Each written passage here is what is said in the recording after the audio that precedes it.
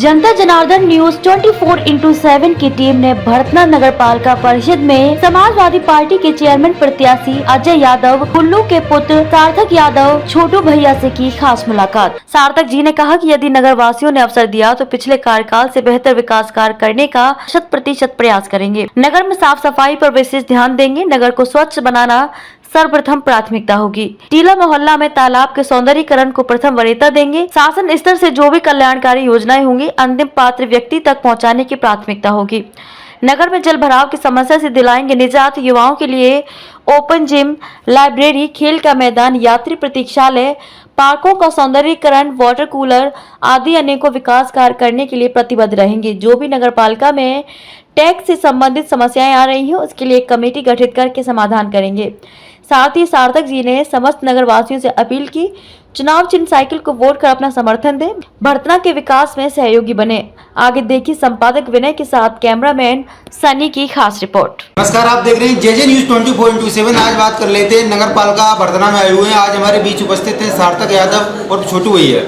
उनके भरतना नगर पालिका के लिए कोई नया चेहरा नहीं है।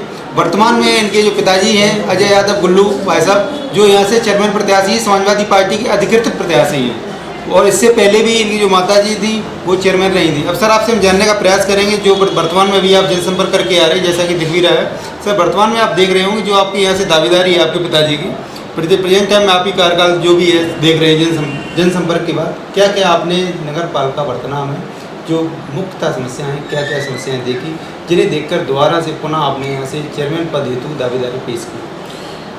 सबसे प्रथम तो मेरी माताजी 2012 से लेकर 17 तक नगर पालिका की चेयरमैन रही जी। तो हमने सबसे पहले जो भरतना की मुख्य सड़कें थी, मोहल्लों में बहुत दिक्कतें थी, जल भराव था, बच्चे नहीं निकल पाते थे, बहुत सारी ऐसी समस्याएं थी जिन पर काम किया। फिर दरअसल सीट चेंज हो गई, सीट SC हो गई हमारी, तो हम लोग को मौका नहीं मिला। तो बहुत विकास रह गया है हमारे शहर में। और देखिए जब पॉपुलेशन बढ़ती है, लोग नए मोहल्ले बसाते हैं, तो वहाँ आप ये समझिए बच्चे आपका स्कूल तक नहीं जा सकते बरसात के समय में। तो सबसे पहले उन मोहल्लों में काम करना है जहाँ विकास कुछ है ही नहीं। सबसे पहले सर्वप्रथम वो काम करना है। सार्थक सर आपसे हम जानने का प्रयास करेंगे, जैसा कि आप बता रहे थे पिछली पंचवर्षीय में 2012-17 के बीच में जो कार्यकाल आपने देखा था सर, उसके बीच आप ये बता रहे थे कुछ अधूरे कार्य छूट गए थे। उसके बाद ऐसी सीटें होने की वजह से हम सर आपसे ये जानना चाह रहे हैं कौन से अधूरे कार्य छूट गए थे। जैसा कि आप बात कर रहे थे जो नवीन बस्ती बनी हुई है, कौन कौन से विकास कार्य कराएंगे? यदि नगर पालिका भरतना के जितने भी मतदाता हैं आपको यहाँ से चेयरमैन पद के रूप में यदि अवसर देते हैं, तब सर्वप्रथम आपके किन किन विकास कार्यों को वरीयता होगी या प्राथमिकता देने का काम करेंगे? देखिए सबसे पहले हम जो रोडें रह गई हैं, जो नवीन बस्तियां नई हुई हैं, वो सर्वप्रथम उनमें काम कराएंगे। और हमारा जो सर्कल था वो पिछले हमने बढ़वाया हुआ है, जिसमें नए गांव आए हैं, उनमें विकास बिल्कुल भी नहीं है। मतलब ना रोडें हैं, ना लट्ठे हैं, ना बिजली की व्यवस्था है, ना पानी की व्यवस्था है। सब कुछ करना है नए तरीके से, बिल्कुल नए तरीके से करना है। और युवाओं के लिए भी जैसे लाइब्रेरी हो गया और लैब्स हो गई, ये सब कुछ काम नए करने हैं। बहुत सारे काम ऐसे हैं जो हम पेंडिंग्स में थे, जो आगे लेके आएंगे। और जो काम पीछे रह गए थे हमारे, जो नहीं हो पाए किसी कारण, जैसे हमने कॉम्प्लेक्स बनाया था भरतना में, तो वो जब जैसे कुछ अधूरा रह गया था तो उसको भी पूरा कराने का कार्य करेंगे। क्योंकि मल्टी कॉम्प्लेक्स हमने ही नगर पालिका ऑफिस के साथ एक व्यवसायिक कॉम्प्लेक्स भी दिया हुआ है, उसको भी सब कुछ सही करा कर जनता को समर्पित करना है। सर और आपसे हम जानने का प्रयास करेंगे 2012-17 के बीच में जो आपने कार्यकाल देखा था, आई थिंक आपको भी सर अवगत होना चाहिए नगर पालिका का जो अधिकार क्षेत्र होता है वो सीमित रहता है। जैसा कि आप जिक्र कर रहे थे अभी युवाओं के लिए, जैसे कि लाइब्रेरी की बात कर रहे थे या बहुत सारी लैब की बात कर रहे थे, यही देखा होगा आपने प्रेजेंट में सर। आप समाजवादी पार्टी में भी बहुत सक्रिय रहते हैं। अब आपसे हम जानने का प्रयास करेंगे, आई थिंक आपको अवगत होना चाहिए कि अपने प्रदेश में जो यूथ है सर, यूथ है करोड़ों की संख्या में बेरोजगार है। आप सर बताने का प्रयास करेंगे जैसे यूथ और सीनियर सिटीजन के लिए आपने कुछ स्पेसिफिक सोच रखा हो, यदि आपको यहाँ से अवसर मिलता है तो उन क्षेत्र में सीनियर सिटीजन के लिए सर पार्क भी हो सकता है, सौंदर्यीकरण हो सकता है, जैसा कि आप कॉम्प्लेक्स का जिक्र कर रहे थे सफाई की। देखिए भरतना में यह एक मोहल्ला है टीला जी, उस पर उसका हमने सौंदर्यीकरण का दिया हुआ था। वहाँ पर सरकारी झील मतलब तालाब टाइप का था, उसका सौंदर्यीकरण कराना है हमको, जिससे जो हम लोग वृद्ध लोग हैं वो घूम सकें, ताज़ी हवा ले सकें। शहर में नहीं है जो दिक्कतें हैं, ये सब चीज़ें करानी हैं। मतलब हमारे पेंडिंग्स में वर्क हैं ये, जो इस कार्यकाल में अगर आप लोग का आशीर्वाद और साथ रहेगा तो ज़रूर पूरा करेंगे। इसके अलावा सर हमें देखने को मिलता है, जैसा कि बर्तना में देख रहा था 2 से 3 घंटे बर्तना आना जाना रहता है सर। जैसे कि मैं देख रहा हूँ ये जो पार्किंग स्टैंड होता है या यात्री प्रतीक्षालय होता है, ऐसा मुझे कुछ देखने के लिए नहीं मिल रहा है। 1-2 वाटर कूलर वो भी सुचारू रूप से काम नहीं करते। इसके लिए आपने कोई कार्य योजना रणनीति बना रखी हो? देखिए, जो भी विकास कार्य जैसे वाटर कूलर हो गए वो हमारी माता जी के कार्यकाल में लगाए गए भरतना में हर जगह में। प्याऊ भी हैं और पानी के नलकूप भी हमने 3 नए लगाए और पुराने जो खराब थे रिवोर कराए। आपको पता है जैसे मोतीगंज बहुत बड़ा मोहल्ला है, वहाँ राजागंज है, मोतीगंज है, यादव नगर है, वहाँ पर पानी ही नहीं आ रहा था क्योंकि जो टंकी थी उसका रिवोर फिर हमने ही कराया कि लोगों को सुचारू रूप से पानी मिल सके। और देखिए, रही बात यूथ की, तो देखिए नगर पालिका के क्षेत्र में जो काम है, जो यूथ के लिए हम कर सकते हैं वो करेंगे। और मैं तो सबको ये राय देना चाहता हूँ कि सबसे पहले सर्वप्रथम यूथ को ये जानना है कि हमें करना क्या है। सब लोग भेड़ चाल ना चलें, बिजनेस पे भी जाएं और जो जिसके बाद स्किल्स डेवलप करें, फिर उसके बाद जॉब में जाएं। देखिए सर्वप्रथम जी। और तो इसलिए बेरोजगारी रुकेगी। अगर आप एक ही लाइन में चलेंगे तो हम लोग नहीं कर सकते, क्योंकि देश में और भी बहुत कुछ है इस वजह से जी।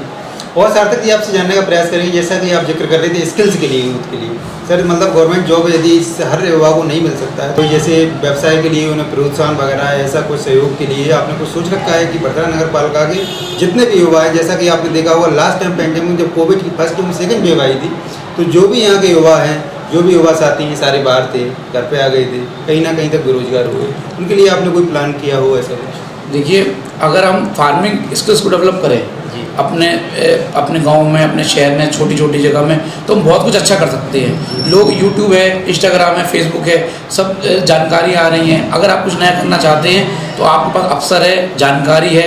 अगर जो भी मेरी मदद होगी मैं करने को तैयार हूँ। और जैसे पहले महिलाओं के लिए चलता था, ये आपका ब्यूटी कोर्स चलता था, और जैसे ये आपका साड़ी सेंटर, सिलाई विलाई, ये सब प्रोत्साहित हुए। ये सब काम करने हैं जिससे लोगों को एक रास्ता मिल सके। अभी क्या है, लोगों के पास ब्लॉकेज है, रास्ता नहीं है, लोग सोच नहीं पा रहे हैं हमें क्या करना है, क्या नहीं करना है। उस चीज़ के लिए आगे हमने बहुत सारी चीज़ें बना रखी हैं। आप लोग का आशीर्वाद रहेगा तो ज़रूर उन चीज़ों को धरातल पर लेके आएंगे। इसके अलावा सर आपसे हम जानने का प्रयास करेंगे, आप हमारे चैनल के माध्यम से जो बर्तना नगर पालिका के जितने भी नगरवासी या मतदाता जितने भी, क्या मैसेज या क्या अपील करना चाह रहे हैं? देखिए, सर्वप्रथम मेरी अपील ये है कि 2012-17 का हमारा कार्यकाल देखिए। अगर हमारी कार्यकाल में अगर आपको 19 भी लगा हो तो मेरा ये है कि आप वोट मत दीजिए। देखिए, सब कुछ देखिए और किसी के बहकावे में मत आइए और कार्य को देखिए। और सबसे पहली बात, विकास एक ऐसी चीज़ है जो हर जात हर धर्म के लिए होता है। तो हमारा जो एजेंडा है वो विकास का ही है और दूसरा कोई एजेंडा नहीं है। सब कुछ हमको विकास के तहत ही आगे लेके आना है, वही करना है। आप देख रहे थे हमारे साथ उपस्थित थे सार्थक यादव छोटू भैया, जो समाज सेवी भी हैं, और अजय यादव जो गुल्लू हैं, समाजवादी पार्टी के अधिकृत प्रत्याशी हैं चेयरमैन पद हेतु। उन्होंने बड़े स्टेट फॉरवर्ड बताया है कि विकास कार्य को देखते हुए जो यहाँ बर्तना नगर पालिका के जितने भी मतदाता हैं वो मतदान करें।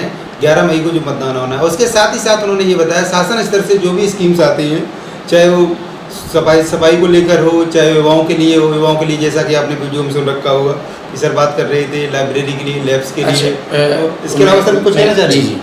मैं ये कहना चाहता हूँ, सबसे बड़ी समस्या हम लोग के सफाई कर्मचारी जो थे, अभी आपको पता चला होगा न्यूज़ के माध्यम से कि अभी वेतन नहीं मिल रहा है। आप पता करिए, हमारे 5 साल के कार्यकाल में एक दिन भी एक वेतन का 5 से 6 तारीख नहीं हुआ।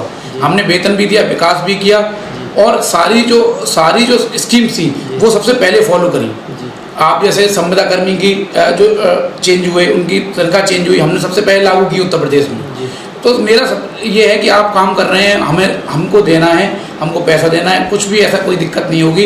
जो भी हमारे सफाई कर्मचारी हैं मैं उनके लिए कहना चाहता हूँ। और दूसरी चीज़, उनको ये दिक्कत रहती है, उनका जो भुगतान है वो ऑनलाइन करा देंगे। पिछली बार इतना ऑनलाइन का स्कीम्स नहीं थी, लेकिन अब आने वाली हैं तो उन पर धरातल पर उनको काम होगा। और साथ ही सार्थक जी ने ये भी कहा है कि जो भी नगर पालिका में जो भी एम्प्लॉयज़ होते हैं, जैसा कि सर जिक्र कर रहे थे कि लास्ट टाइम जो कार्यकाल था उसमें जो ग्रांट उत्तर प्रदेश सरकार द्वारा किया गया, बढ़ाया गया था, वो ग्रांट सर्वप्रथम बता रहे कि नगर पालिका में मतलब जो 2012-17 के बीच कार्यकाल रहा था उसमें लागू करने का काम किया था। और साथ ही साथ ये भी कहा है कि यदि अब की बार अवसर मिलता है तो एम्प्लॉयज़ को ऑनलाइन सुविधाएं मिलती हैं चाहे वो शहरी रिलेटेड हों या और सारी रिलेटेड हों, उस पर फोकस किया जाएगा। साथ ही साथ जो भी स्कीम्स होंगी नगर पालिका के आम जनमानस की जो भी सुविधाएं होती हैं अंतिम पात्र व्यक्ति तक पहुंचाने का कार्य किया जाएगा। साथ स्पेशल जो विशिष्ट तौर पर जो फोकस किया जाएगा वो नवीन बस्तियों पर फोकस रहेगा। और देखते रहिए। एक चीज़ और है, मैं बताइए। सबसे बड़ी बात है टैक्स की। जो लोग गरीब लोग हैं हमारे क्षेत्र में, जिनके पास कोई पैसे का साधन नहीं है, आय नहीं है, उनका जो टैक्स बढ़ गया है उसको टैक्स को भी कम करने का पूरा प्रावधान लागू करेंगे। लोगों को देखते हुए तय कि कैसे क्या है, उसके बाद टैक्स भी कम किया जाएगा। आज मैं जब नगर में था तो लोगों की बहुत समस्याएं थी टैक्स को लेकर कि 60 रुपये वाला टैक्स 250 हो गया, कि 350 हो गया, कि 400 हो गया। उसके लिए भी एक पूरी कमेटी बनाकर उसका निस्तारण किया जाएगा कि किसी के साथ अन्याय ना हो, घर देख के सब चीज़ देख कर उसको टैक्स लागू किया जाए। और नगर पालिका के अंदर जो टैक्स के इशू आ रहे हैं उस पर जो भी कमेटी सर ने बताया, जैसा कि आपने देखा होगा, कमेटी बनाकर जो भी निस्तारण होगा वो निस्तारण किया जाएगा।